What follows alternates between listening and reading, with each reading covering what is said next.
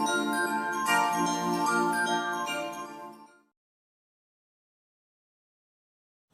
everybody, welcome to Apparent Chemistry. Hope you all are fine and doing well. So last class we studied about the basics of supramolecular chemistry, its history and the definition part. If you haven't seen the video yet, the link of the video is given in the description. You can watch it from there. And the topic we are going to cover today is about the crown ethers and its ion selectivity. So let us begin with its definition part. So crown ethers are a cyclic array of ether oxygen atoms linked by organic spaces CH2CH2. So इसका मतलब ये है कि crown ethers एक ऐसा arrangement है जिसमें कि ऑक्सीजन एटम्स आपस में organic part that is CH2CH2 से लिंक्ड होते हैं. For example in 18 crown 6 we can see there are ether oxygen atoms which are linked by CH2CH2 groups. Okay, तो अब इसकी नॉमेनक्लेचर पे आते हैं. तो these are name with 2 numbers.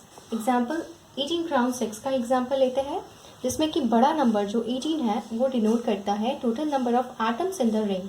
यहाँ पे जो टोटल नंबर ऑफ एटम्स कहते हैं वो होता है वो काउंट करता है the number of carbon atoms plus oxygen atom.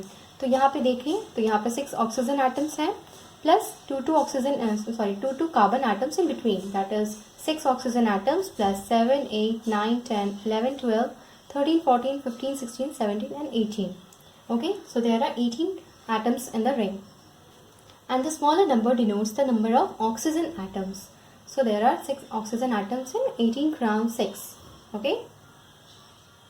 The name of these crown ethers is derived from the shape of these molecules in a particular conformation which looks like a crown.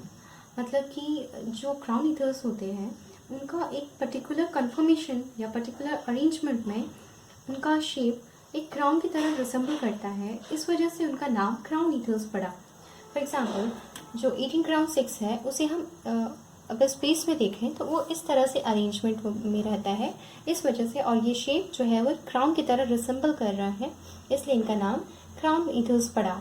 Okay, moving to our next topic, that is ion selectivity of crown ethers. The ion selectivity of crown ethers is measured by determining the ability of ionophore to transport a metal cation. यहाँ पे जो crown ethers हैं उन्हें हम cyclic ionophores भी कह सकते हैं, और ionophores होते हैं ऐसे substances जो कि ions transport करते हैं. So crown ethers भी naturally ionophores की तरह act करते हैं, और इसलिए हम उसकी ion selectivity को मेजर करते हैं by determining the ability of its the ionophore to transport a metal cation. यानी कि हम इसकी आयन सेलेक्टिविटी जान पाते हैं by measuring its transport ability, या फिर by determining its transport ability कि वो किस तरह के मेटल कैटायंस को ट्रांसपोर्ट कर पाता है. ओके, तो यहाँ पे ये मतलब नहीं रखता कि कहाँ से कहाँ पे ट्रांसपोर्टेशन हो रही है, बट ये इम्पॉर्टेंट है कि वो किस तरह के मेटल्स कैटायंस को वो खुद में फिट कर पाता है एक पर्टिकुलर क्राउन ईथर, या फिर किस तरह के मेटल, या फिर कह सकते हैं कि कौन सा मेटल कैटायन किस तरह के क्राउन ईथर्स में फिट होगा. ठीक है, so this ability depends on the fit of the metal cation और metal ion within the cavity and the centre of ligand. यहाँ पे लाइगेंड क्राउन ईथर्स ही है, और उस पर कौन सा मेटल आयंस फिट होगा वो डिपेंड करता है मेटल आयंस की साइज़ पे और भी कुछ फैक्टर्स पे. सो अब आप यहाँ सोच रहे होंगे कि मेटल आयन आखिर फिट क्यों हो रहा है क्राउन ईथर में. तो कोई भी मेटल आयन खुद में इलेक्ट्रॉन डिफिशिएंट होता है, पॉजिटिवली चार्ज्ड होता है, तो उसको वो चाहेगा कि वो अपनी इलेक्ट्रॉन डिफिशिएंसी को फुलफिल करे या बैलेंस करे. तो क्राउन ईथर्स में जो हेट्रो एटम्स ऑक्सीजन एटम्स होते हैं वो प्रेजेंट होते हैं, वो उसकी इलेक्ट्रॉन डिफिशिएंसी को बैलेंस करते हैं. इस वजह से मेटल आयन क्राउन ईथर्स में फिट हो पाता है. तो the cations that are too large are not able to penetrate deeply enough to contact more than 2 or 3 heteroatoms. यानी कि जितने भी कैटायंस बड़े कैटायंस होते हैं उनके साथ ये प्रॉब्लम हो रही है कि वे कैविटी में अच्छे से फिट नहीं हो पा रहे या अच्छे से पेनिट्रेट नहीं कर पा रहे हैं, जिसकी वजह से वे 2 या 3 हेट्रो एटम्स के ही कंटैक्ट में आ पाते हैं. तो यहाँ पे ये प्रॉब्लम हो गई। और छोटे कैटायंस के साथ भी प्रॉब्लम ये होती है कि the distance from one side of ionophore to the other is too large for the cation to interact effectively with all the heteroatoms.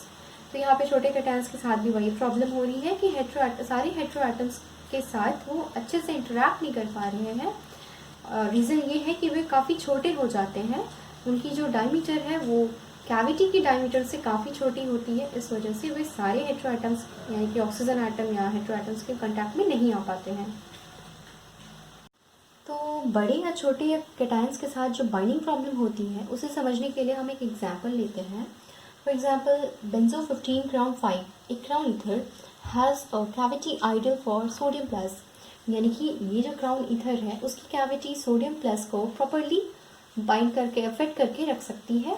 वहीं पे लिथियम प्लस जो कि सोडियम से छोटा होता है और पोटेशियम आयन जो कि सोडियम आयन से लार्जर होता है bind poorly to this crown ether, यानी कि ये एक परफेक्ट फिट होगा सोडियम के साथ।